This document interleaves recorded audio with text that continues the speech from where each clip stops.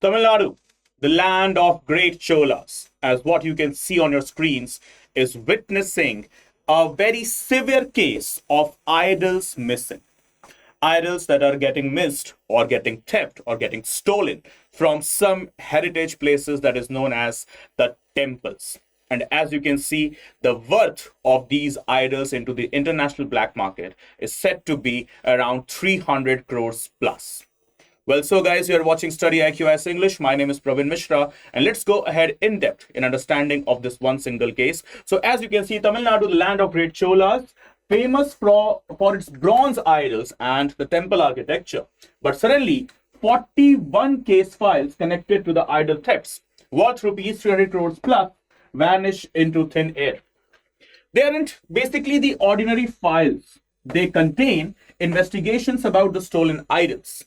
Idols that are not just art pieces but living deities worshipped for centuries. And you can understand how internal corruption is troubling our art and culture here. Simply speaking, these are not just the idols. They are the representation of India's soft power. They are the representation of India's aesthetics. And if they go missing, obviously, it's a big question on our existence, once again, for which we have been fighting since not decades, but centuries and millenniums. As you can see further, here is the twist. The Supreme Court asked the Tamil Nadu government, basically the police and the administration, that where are the files related to the case of the stealing and the theft of these wonderful idols, right? So the answer was quite shocking. Some files were reconstructed, as in they were deliberately, out of purpose, destroyed or were kept in a place that was beyond the search element. Further, some FIRs were re-registered, but the originals, they are still missing. It's not just a simple case of theft and stealing of something. It's the case of just going ahead and destructing India's heritage, the art and culture. Simply, if we just go ahead and factorize the case from each and every angle, from the perspective of our syllabus. So, art and culture, if we just go ahead, once again, home to the great Cholas, Pallavas, and Pandyas, rich with temple architecture as well as the bronze idol traditions, the beautiful state of Tamil Nadu. Next, stolen idols are centuries old and they are obviously the heritage. So their theft is not just the theft of the idols, it's the cultural erasure as well. Value once again 300 crores plus into the international market that fuels the art smuggling. And finally, the missing files, they just provide weak heritage protection mechanism. Are we not even concerned with the protection of our heritage? The answer goes yes with such type of case. If we go ahead with the history angle, so many idols date back to 9th to 13th century that went missing, specifically during the time period of the Great Cholas. The colonial era, what we have seen, has already given us those events where we have witnessed or encountered massive flow of India's wealth, including some great heritage idols and artifacts moving into the European countries. And obviously, this is once again the current thefts. They show continuity of such cultural exploitation of our country. And now, if we relate it with the polity and the constitution, we must relate it with the very same. If we go ahead with understanding of Article 49, that clearly mentions it is the duty of the state to preserve and protect the monuments which are of obviously national importance as well as the objects. It is also the fundamental duty of each and every citizen under Article 51, capital A, subclause F, what it says, to preserve the national heritage. And now judiciary has stepped in using Article 32 and 226 directly to intervene such type of cases. 41 case files have been missing. Is it really a coincidence?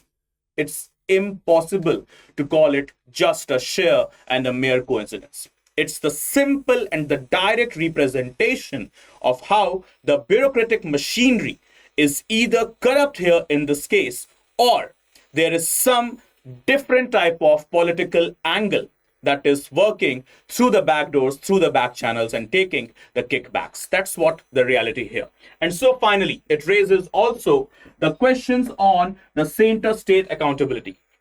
It's once again the idol theft wing of Tamil Nadu police versus the other departments that are related to the heritage and cultural preservation, right? And now moving this thing to ahead, the next angle, that is the governance and accountability. Once again, 41 case files missing. That is the question on administrative efficiency and record keeping. Possible, the condition here, the possible collusion of officials with smuggling mafias and weak digitization and poor archival practices. Once again, that leads to systematic flaw.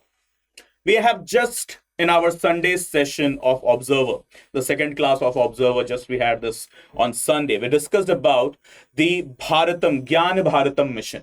How 5 million manuscripts they are to be digitized by the government. But here we have got this concern.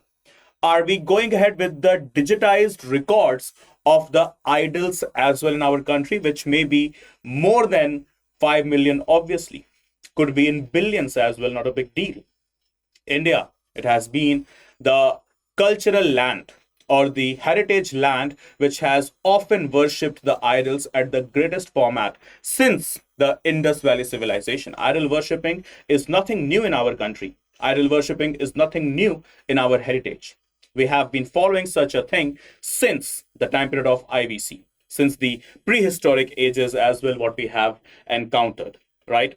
So if we go ahead, Supreme Court's question, Supreme Court asked where they lost or destroyed or deliberately removed. This is the big question mark highlighting the lack of transparency. Basically, the administration and the bureaucracy, both the machineries, they have been called in front of the court. And so far, they are not able to provide, they have failed to provide the suitable and relatable answer in front of the judiciary. And now the international dimension, the most important one, because of which such type of cases are taking place. Many idols traced abroad in US, UK, in the Australian museums, and they requires the UNESCO 1970 Convention on Cultural Property, for which India is a signatory, and we have a diplomatic and legal tools to demand such repatriation. But missing files, they do weaken our global bargaining position of such missing idols. You know how many in total numbers of the idols they have went missing? 376 idols they went missing. In total, we have got 41 case files that are either missing, either reconstructed, or the re-FIR has been filed. So this is what the concern is. And this is where we have been questioning, how is it even possible without the lack of internal systematic failure? Because, you know, if everything is transparent, everything is done as per the probity and honesty norms, so this thing would have been possible, wouldn't have been possible, right? I can understand, you know, in logistics and in transportation, 1 or 2 files might went missing. But from different police stations, you are saying that all 41 files they are missing. They are deliberately, you know, just damaged. Some stated that they were having a cup of tea and mistakenly they just poured that tea on the case file.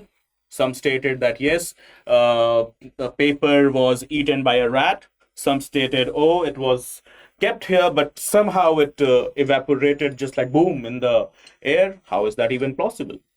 That's not possible, and even those not are the things that should have been stated by senior officials in front of the judiciary. And so here is the question. Idol theft. It's not just the idol theft. It's the cultural erasure, and we must act immediately. The nation needs those officers which are quite active, young, energetic, impulsive, hot-headed, and yes, honesty is there in their veins. And I think you are one of those persons, those who need to join the bureaucracy. So if you want to call yourself as an IAS or IPS officer of 2026 batch, So remember, guys, what we have got for you is the resolution plus batches that are commencing from 20th of September, right? So the target year 2026, the language English. So what do we have got for you? The last batch for the year 2026, and it's the GS Foundation P2I, that is prelims to mains to interview. So basically it's your last chance for your 2026 preparation.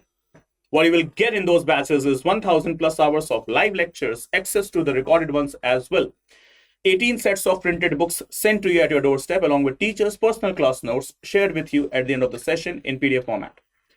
Prelims test series, mains test series, interview guidance program. 75 plus tests for your prelims, around 15 plus tests for your mains, multiple mock interviews for your interview as well.